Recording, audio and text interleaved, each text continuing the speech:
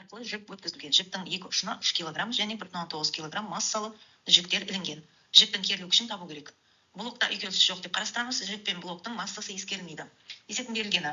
Массасы үлкен жүктің массасын үлкен м атымен белгілейміз. М тең 3 кг. Массасы кіші жүктің массасын кіші м тең 1,9 кг деп белгілейміз. Және жүктің керілу күшін Т атымен белгілейміз. Т сұрақ белгісі. Есептің шешуі. Бірінші, біз берілгеніне қарап суретін саламыз.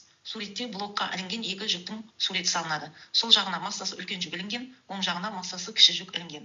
Және бұл суретке осы денелерге әсер ететін күштердің бағытын саламыз. Үлкен М жүкке төмен қарай бағытталған үлкен МЖ өзінің ауырлық күші әсер етеді, және жүктің керілу күші Т жоғары қарай блокқа қарай әсер етеді. Кіші массасы кіші дененің кіші МЖ ауырлық күші төмен бағытталады, және жүктің керілу күші Т жоғары бағытталады. Және массасы үлкен жүк А үдеумен төмен қарай қозғалса, ал массасы кіші жүк А үдеумен жоғары қарай қозғалады. Өйткені жүйе байланысқан. Және біз Y осының бағытын өзіміз таңдап аламыз, төмен қарай бағытталған деп. Енді осы суретке қарап отырып, біз Ньютонның екінші заңы бойынша денелерге әсер ететін күштердің теңдеуін жазамыз, және оның теңдеуі Y осінде проекциясы мынандай болады. Үлкен mg минус Т тең үлкен m-ға тең. Екінші теңдеуі кіші mg минус Т тең минус m-ға тең.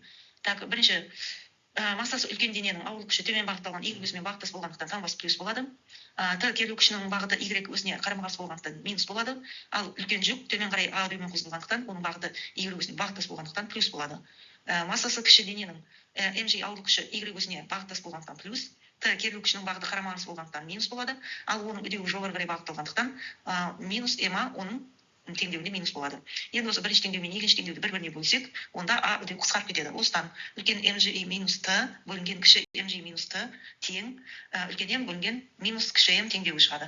Енді осы теңдеуді ары қарай пропорция арқылы бір-біріне көбейтіп, және жақшаны ашып, осы жақшадан біз Т жақшаның ішіне үлкен м плюс м тең 2 үлкен м көбейту кіші м ж теңдеуін ала аламыз.